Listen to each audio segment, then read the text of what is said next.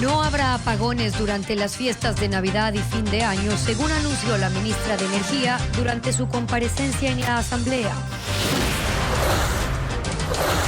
El gobierno sigue trabajando en la reorganización de la cúpula policial y habrá remociones con excepción del comandante César Zapata. El BIES reduce a la mitad los aportes necesarios para acceder a un crédito quirografario y permite a los jubilados endeudarse 50% más. El alcalde de Guayaquil, Aquiles Álvarez, dijo en una reunión con el gobernador del Guayas que invertirá $69.5 millones para combatir la inseguridad. Un profesor fue asesinado en Monte Sinaí, en Guayaquil, en un bus por sicarios que estaban vestidos de estudiantes. Y una tormenta de nieve caotizó ciudades del centro de Europa, provocando el cierre de aeropuertos, problemas de tráfico de trenes y corte de energía.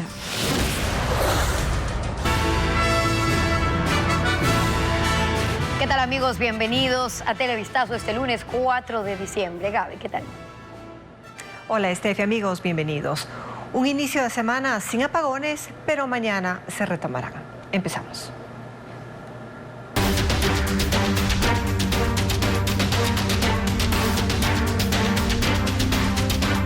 Energía. ¿Cuál es el plan ahora?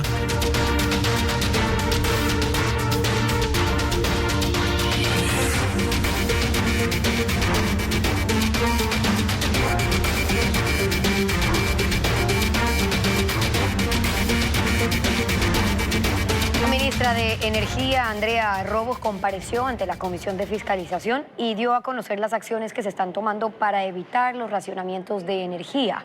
La funcionaria mostró preocupación por el alto costo de la energía que se compra a Colombia.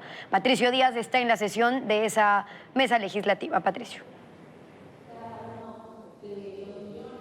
Sí, en efecto, la ministra de Energía dio a conocer detalles de lo que se está haciendo frente a la crisis en el sector eléctrico, y lo primero que mencionó fue la situación en la que recibió el gobierno el sector. Dijo que está en terapia intensiva porque no se tomaron las medidas necesarias a tiempo, tampoco se siguió una planificación general del sector y no se concretaron las soluciones planteadas por el anterior gobierno. Sin embargo, asegura que se están tomando medidas como incentivos para el autoabastecimiento, la autogeneración del sector industrial, un plan de reducción de uso de energía en el sector público, campañas para que la ciudadanía también reduzca el consumo, y se está buscando también la generación termoeléctrica en lo posible para abastecer al país en cuanto a su déficit.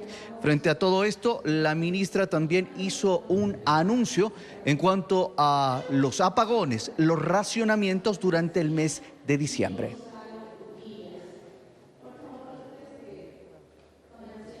Tenemos previsto suspender los apagones para la época de fiestas. Sabemos que es un periodo importante en el que no pueden haber apagones y tenemos previsto para estas fechas suspenderlos en base a la toma de decisiones, a la planificación y al buen manejo de las reservas hídricas en los dos embalses que presenté hace un momento.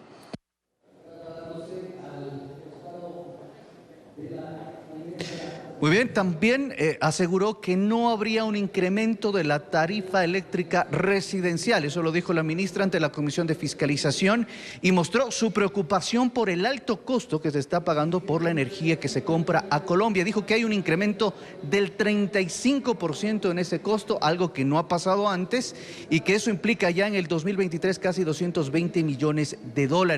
Por eso ha solicitado y estaría prevista una reunión con el ministro de Energía de ese país. La próxima semana me reuniré con el ministro directamente porque necesitamos mostrarle que la necesidad del país no puede entrar en un conflicto político de abusar en el precio de la electricidad. No, esto no ha sido un histórico del que el precio ha sido extremadamente alto.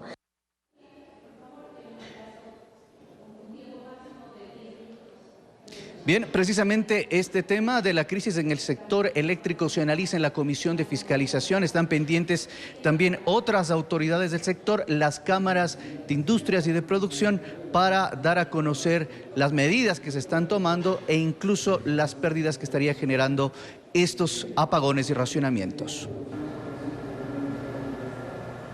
Patricio, gracias por ese informe. Y ahora les contamos que los cortes de electricidad esta semana ya están definidos entre martes y jueves. No se conoce si seguirán el viernes, pero el Ministerio de Energía ya trabaja en una nueva planificación que pudiera variar el sistema de racionamientos. Francisco Garcés con información sobre el tema. A diferencia de las semanas anteriores, esta empezó sin cortes de electricidad pese al plan de racionamientos debido a la crisis de generación eléctrica que vive el país. Sucede gracias a un mejoramiento en las últimas horas de los caudales en varios ríos del país, pero que no es una condición permanente y el Ministerio de Energía por ello trabaja en una nueva planificación para definir cómo serán los racionamientos en las próximas semanas, ya que el gobierno considera que a mediano plazo no mejorará la generación de electricidad. Por lo pronto, esta semana habrá racionamientos entre el martes y el jueves en los horarios definidos por cada empresa distribuidora en cada ciudad. Está por definirse si habrá también cortes el viernes y el fin de semana. Pero eso dependerá de las decisiones que tome el gobierno después de que la ministra de Energía, Andrea Robo, anunció que las decisiones serán técnicas y centradas en que la ciudadanía y los sectores productivos conozcan con anticipación los calendarios de racionamientos y que estos no varíen por condiciones políticas. La otra prioridad del gobierno será aumentar el nivel de los embalses de las hidroeléctricas del Austro, apagándolas el mayor tiempo posible para ahorrar el agua, especialmente de Pauta y Mazar. El embalse de la primera está en 1983 metros de altura. Solo ha crecido 1 metro en los últimos 17 días y está al 49% del nivel máximo al que podría operar. Mientras que el nivel del embalse de Mazar está a 2.124 metros de altura, 5 metros más de lo que estaba hace 17 días, pero llegando solo al 28% de su capacidad de almacenamiento de agua. Coca-Codo Sinclair, que es la principal hidroeléctrica del país, está funcionando en mejores condiciones debido a un aumento en el caudal del río Coca. Esa central produce el 46% de la energía hidroeléctrica del país.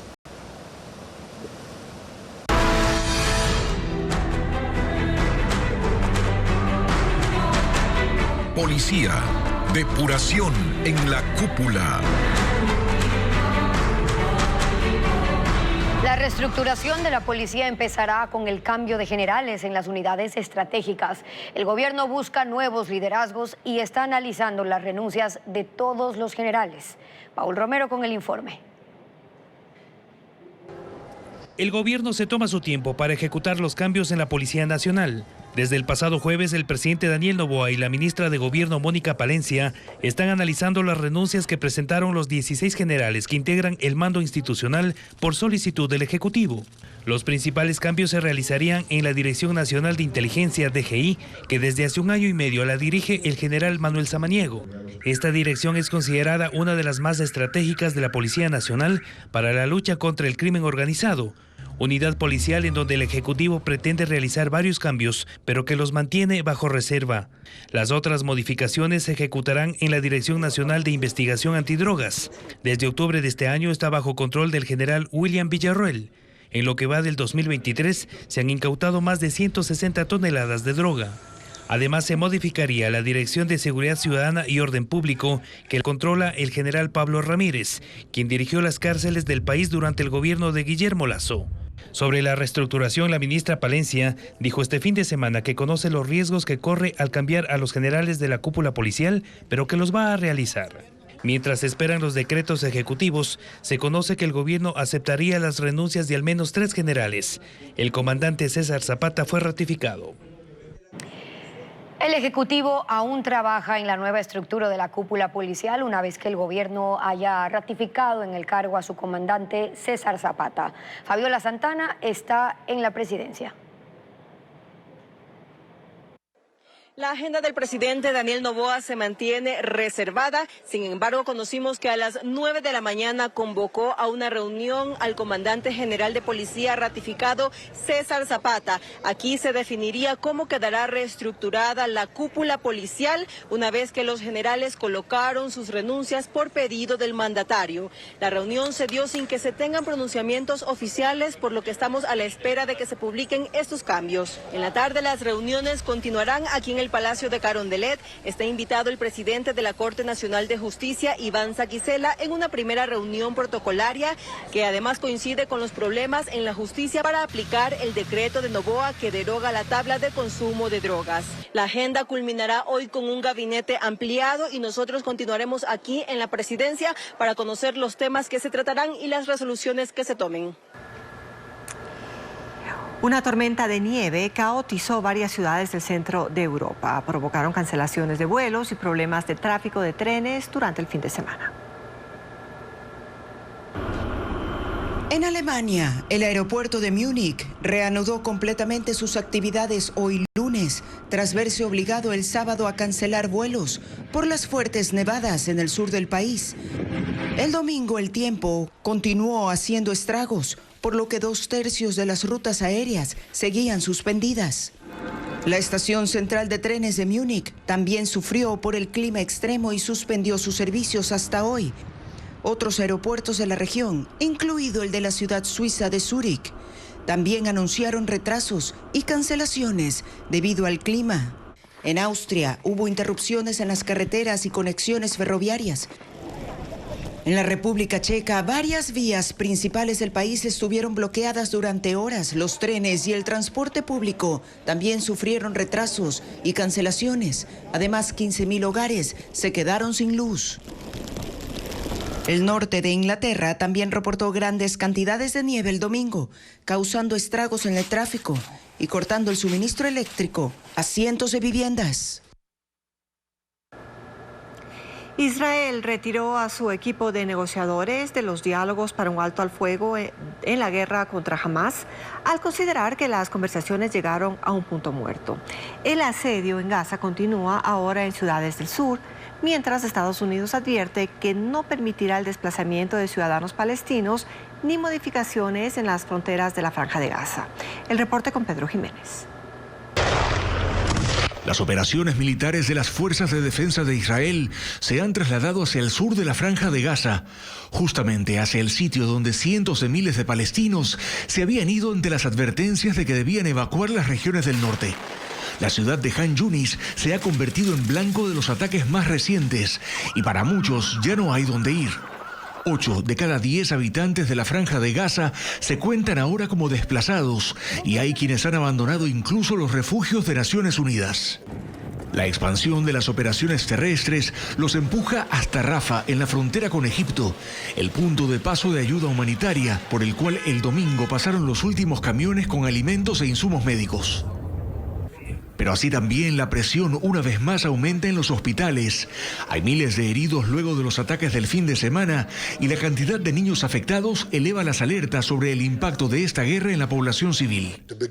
Israel suspendió las mesas de negociaciones con el movimiento Hamas que se dieron durante semanas con el acompañamiento de Egipto, Qatar y Estados Unidos y acusan al grupo extremista de incumplir la liberación total de mujeres y niños. Ante esta situación, la vicepresidenta de Estados Unidos, Kamala Harris, que participó en el fin de semana en la cumbre sobre cambio climático en Dubái, dijo que la magnitud del sufrimiento de los civiles es devastadora y que han sido claros con Israel en que deben respetar el derecho internacional humanitario y que la administración Biden, aunque aliada de Israel, no permitirá el rediseño de las fronteras de Gaza terminada la guerra.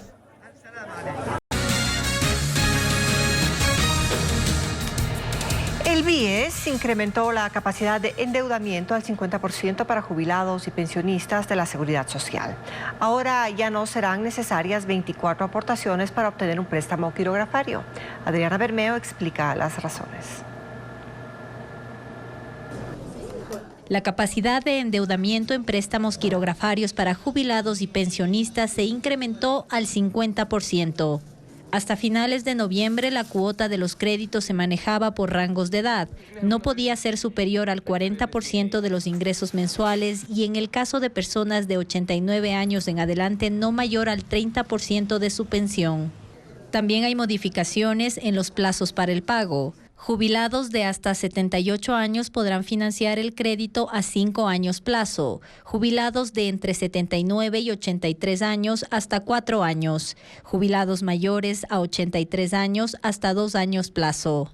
Esto incide en los montos de los préstamos. Alguien que recibe una pensión de $1,000 y podía tener un crédito de máximo $20,000, ahora obtendrá $25,000 aproximadamente. Eso sería en el caso de un crédito nuevo. Si es que el asegurado ya ha tenido créditos aquí vigentes en el banco, obviamente ese monto ya no sería, sino sería menor, porque ya su capacidad de endeudamiento está parcialmente copada, ¿no es cierto?, con estos otros créditos que ya ha generado. En el caso de préstamos quirografarios para afiliados también hay cambios. Para solicitar el crédito ya no serán necesarias 24 aportaciones seguidas, sino 12. Y si se trata de personas con discapacidad, deberán acreditar solo 6 aportaciones, las cuales no necesariamente tendrán que ser consecutivas. El plazo máximo para el pago se mantiene en 5 años. Un préstamo quirografario puede ser de hasta $36,000. Se solicita en el sitio web del BIES. Para ello debe tener su clave de acceso virtual y en máximo 48 horas la entidad desembolsa el dinero.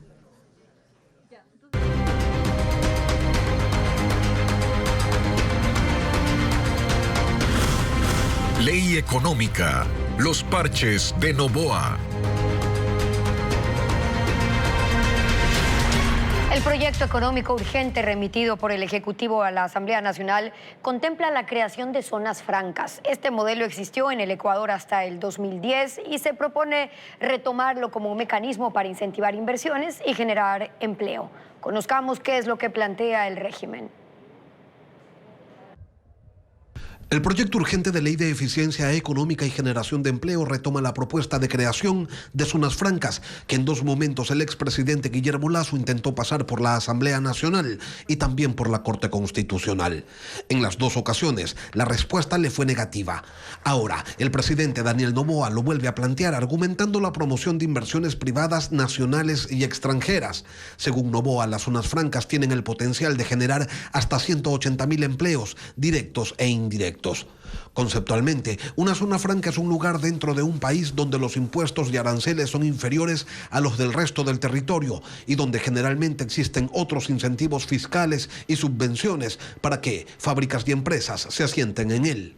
El proyecto urgente presentado a la Asamblea plantea que en las zonas francas rija un régimen especial en materia de comercio exterior, aduanero, tributario, laboral y de tratamiento de capitales.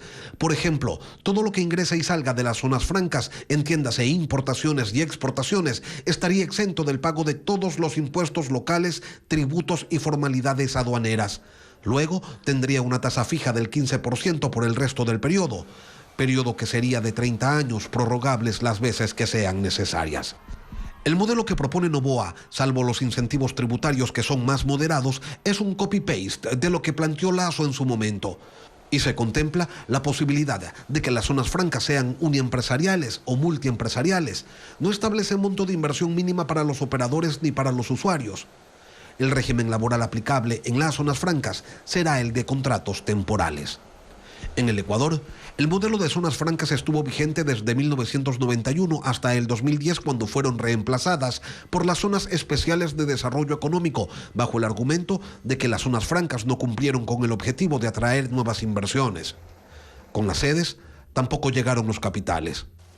Hoy, hay 3 zonas francas que sobreviven en el país: los aeropuertos de Guayaquil y Quito y el teleférico de la capital de la República. Los gremios empresariales señalan que el modelo ha dado resultados en otros países, pero que eso ha sido gracias a una normativa clara y sencilla. El musgo es una planta vulnerable en época navideña, pese a que su venta está prohibida por ser una especie protegida. Absorbe el agua de las lluvias y mantiene los ciclos hídricos de los ecosistemas. Sin embargo, se los sigue ofertando. Vanessa Robles informa. son fundas con musgo, una especie protegida del grupo de las briofitas, que crece en zonas húmedas como páramos y bosques nublados del Ecuador. Y al ser consideradas plantas silvestres, su recolección, compra y venta están prohibidas según la Ley de Conservación y de la Flora y Fauna Silvestre del Ecuador. De hecho, es un delito, según el artículo 247 del Código Orgánico Integral Penal, que se sanciona con cárcel de 1 a 3 años. Sin embargo, en los locales de la bahía, los comerciantes aún los exhiben como una alternativa más para adornar nacimientos. A pesar que está prohibido, igual la gente sigue buscando el musgo. Este es el musgo salvaje y este es el silvestre. Lo mismo sucede en algunos locales del mercado de las 4 Manzanas en el centro de la ciudad.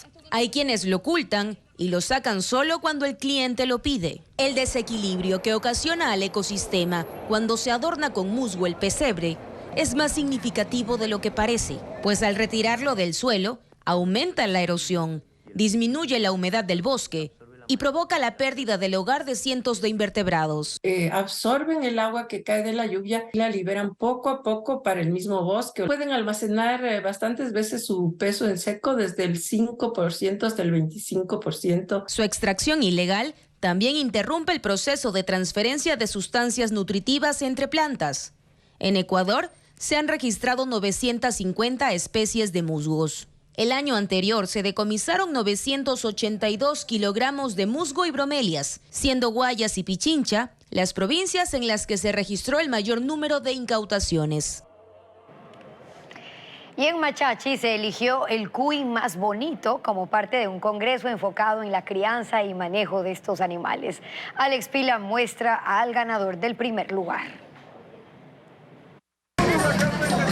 En este certamen de belleza no se calificó altura o medidas, tampoco las respuestas de los participantes, pero sí el mejor traje típico, creatividad y conexión entre los cuyes y los dueños. Fueron 10 los cuyes seleccionados para participar en la elección del cuy más bonito de Machachi. Concentró a estudiantes y productores de cuy para compartir experiencias. Cada uno vistió sus mejores trajes. Ariel, por ejemplo, llegó desde Marte en su nave espacial para compartir con los humanos.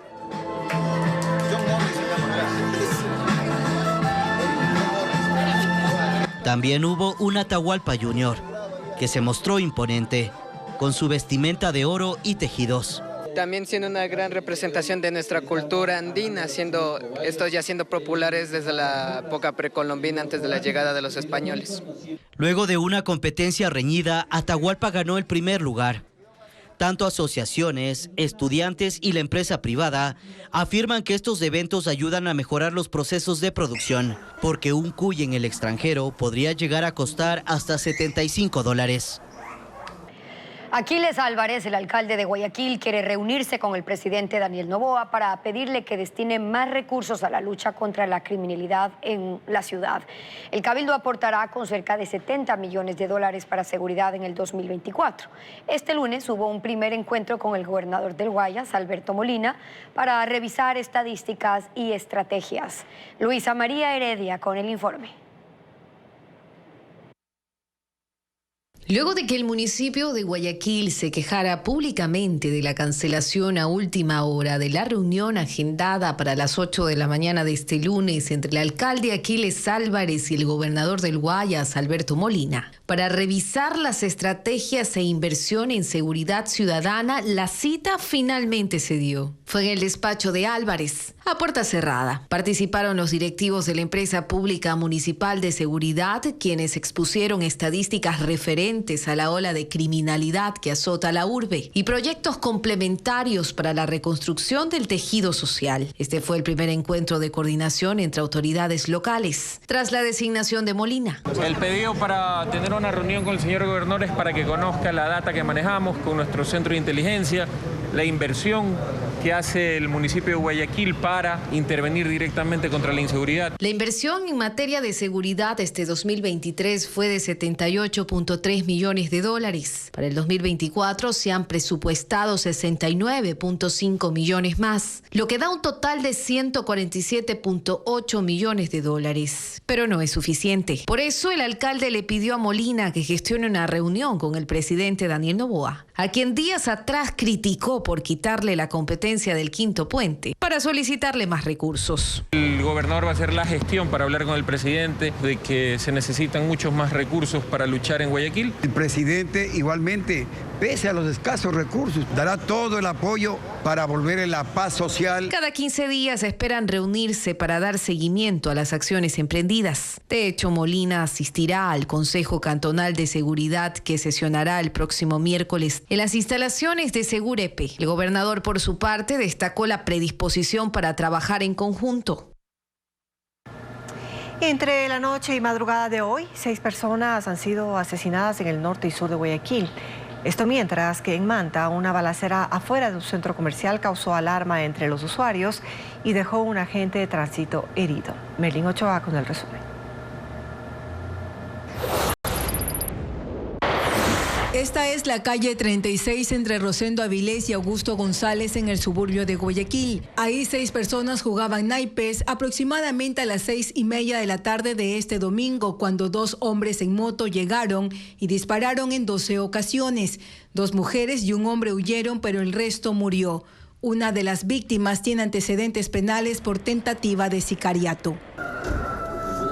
7 horas después, en la parroquia Pascuales, norte de la ciudad, 3 hombres fueron baleados cuando conversaban al pie de una vivienda. Según información preliminar, 6 sicarios a bordo de motos arribaron a la zona y dispararon 25 veces. 2 horas después, a las 3 de la madrugada, en la isla Trinitaria, en el sur, la policía halló la cabeza de un hombre dentro de una mochila. A unos 500 metros, bajo el segundo puente de la vía perimetral, encontraron el cuerpo. En Manta, provincia de Manabí, a las 4:30 de la tarde de ayer, hombres en camioneta atacaron a tiros a un grupo de agentes de tránsito afuera del centro comercial de la avenida Malecón. Uno de los uniformados recibió 6 disparos y quedó herido. Uno de los proyectiles también alcanzó al conductor de un taxi. Durante la balacera, decenas de usuarios se refugiaron en el establecimiento. En esa zona siempre hay un intenso tráfico vehicular y peatonal, ya que hay hoteles, restaurantes y otros locales. 2 ecuatorianos fueron detenidos en Colombia con 2 toneladas de cocaína. La captura se realizó mientras navegaban en un semisumergible en la costa de Tumaco, en el fronterizo departamento de Nariño. Las autoridades dijeron que también capturaron a un tripulante colombiano y que ahora los 3 enfrentan cargos por tráfico, fabricación y porte de estupefacientes, entre otros. La droga, junto con equipos de comunicación y geolocalización, fueron incautados. Y en Indonesia se inició la recuperación de los cuerpos de 11 escaladores víctimas de la gran erupción del volcán Marapi. Otras 12 personas están desaparecidas. Ileana Suárez con el informe.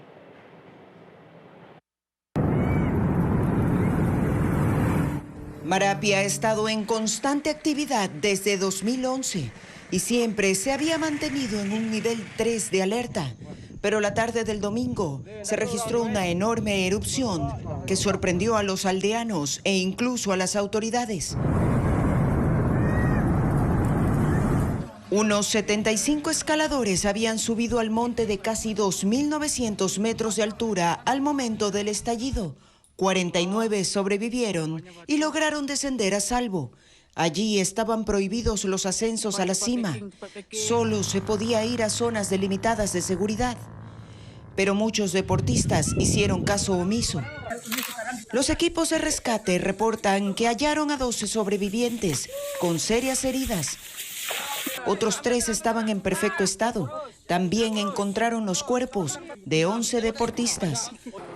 Hace poco se registró una nueva erupción, menor a la ocurrida ayer, por lo que se mantiene una zona de exclusión de 3 kilómetros alrededor del cráter.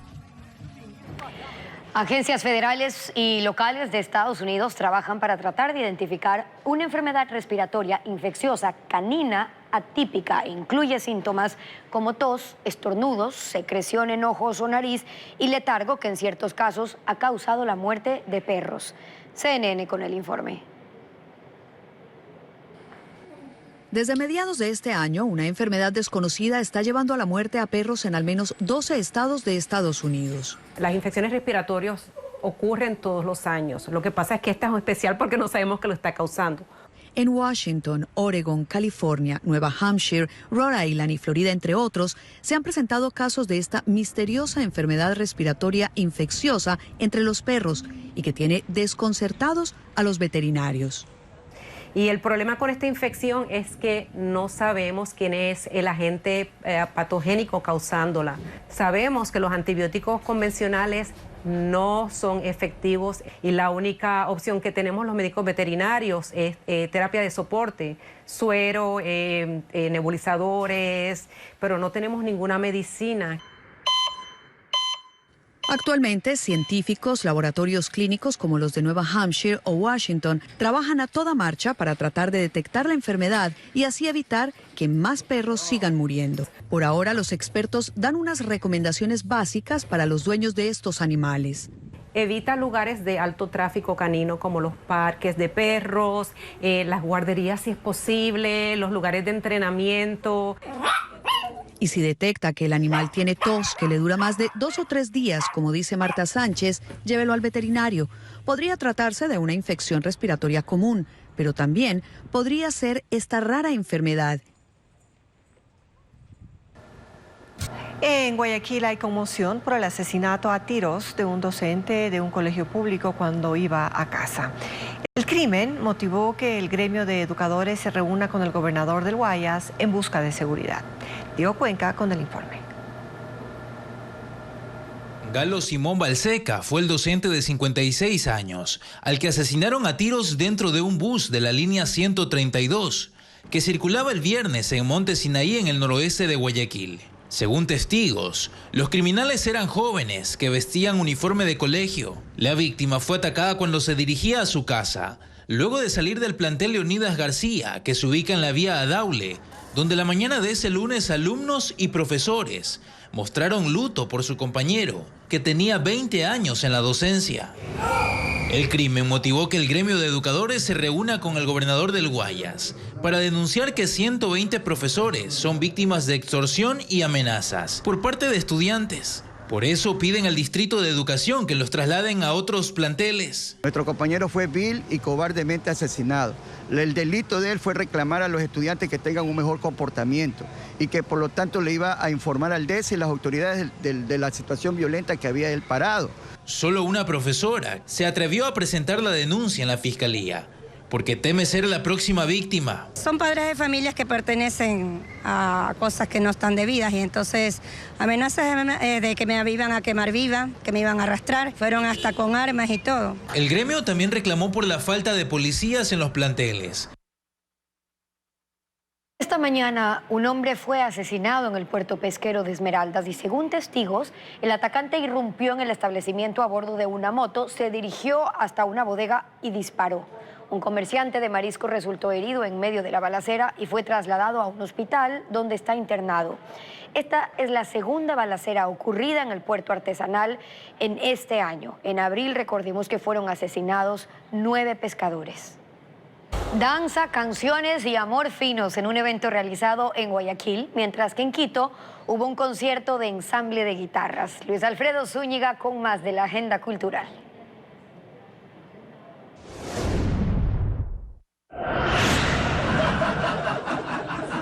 En el Centro de Arte y Cultura Casa Toledo de Quito se realiza el show de comedia Ya para cerrar, con los artistas Ave Jaramillo, Iván Ulshur y Pancho Miñaca, un entretenido espectáculo que se presenta de jueves a domingo.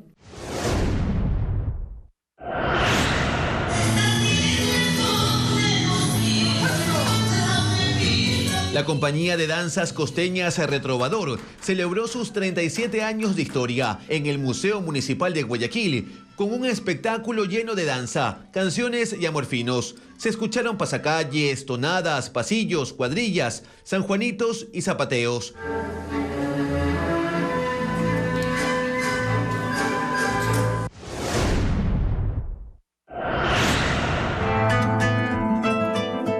En el marco del proyecto Quito, Música y Patrimonio, se desarrolló el concierto del ensamble de guitarras de la capital, un repertorio de 10 canciones que disfrutaron quienes asistieron a la Plaza del Teatro. 3 de cada 10 jóvenes entre 15 a 29 años no consigue trabajo en Ecuador y la mayoría lo busca en desventaja porque solo terminó el colegio o en muchos de los casos no pudo hacerlo. Así lo refleja un estudio realizado en América Latina con datos del territorio nacional y Bessie Granja nos trae ese informe. Isaías es un joven de 26 años que trabaja en la bahía de Guayaquil vendiendo zapatos y telas desde hace 3 años. La última vez que laboró formalmente lo hizo en una empresa camaronera donde tras un accidente laboral se mutiló un dedo de la mano derecha y no recibió indemnización, asegura. No pudo culminar sus estudios secundarios. Yo me comprometí de muy joven, ¿no? Tuve mis hijos y todo y ya, entonces me tuve que dedicar a ellos, sacar hacia adelante a mi familia. Esteban tiene 33 años. En el 2020 laboraba en una empresa que organizaba eventos que tras la pandemia cerró sus puertas. Ante la necesidad se convirtió en un comerciante autónomo y vende ropa en las calles Febres Cordero y Eloy Alfaro, en el centro de Guayaquil. Porque antes las empresas están sacando personal, no están recibiendo carpetas, por más que uno trate, uno intente, ya no es lo mismo. Ecuador es uno de los países de América Latina con más jóvenes que enfrentan desventajas para el acceso al mercado laboral. Entre ellas constan limitaciones educativas y de género. Esto no facilita la obtención de empleos dignos. Así lo concluye un estudio de la organización internacional Ayuda en Acción, realizado en 18 países.